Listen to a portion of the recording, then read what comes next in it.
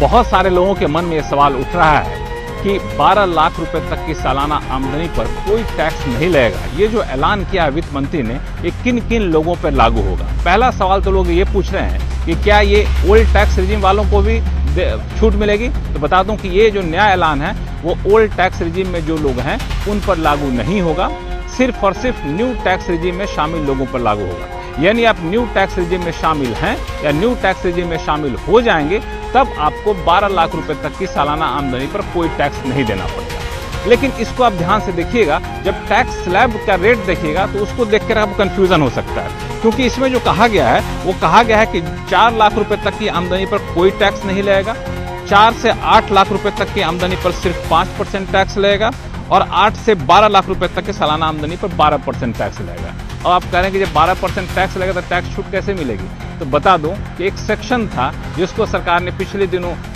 लागू किया था, उसके तहत 25,000 रुपए तक का टैक्स रिबेट देने का फैसला लिया था।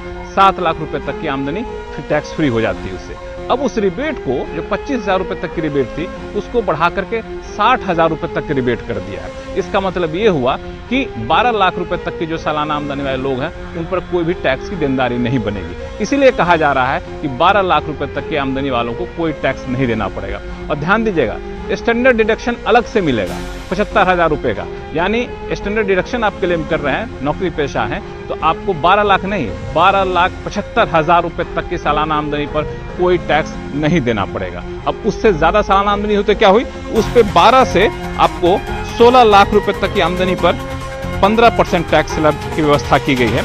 इस तरीके से 16 लाख रुपए से 20 लाख रुपए तक की आमदनी पर 20% टैक्स की व्यवस्था की गई है और फिर 20 लाख रुपए से लेकर के 24 लाख रुपए तक सालाना आमदनी पर 25% टैक्स की व्यवस्था की गई है। बता दूं कि 25% टैक्स स्लैब की व्यवस्था पहले नहीं थी, अब 25% जोड़ा गया। पहले 20 से सीधा 30 हो जाता था, अब 30 कहां शुरू होगा? 30 आपका शुरू होगा अगर आपकी सालाना आमदनी 24 लाख रुपए से ऊपर है, तब आपको 30 लाख रुपए 30% का इनकम टैक्स देना पड़ेगा, उस स्लैब पे आएंगे।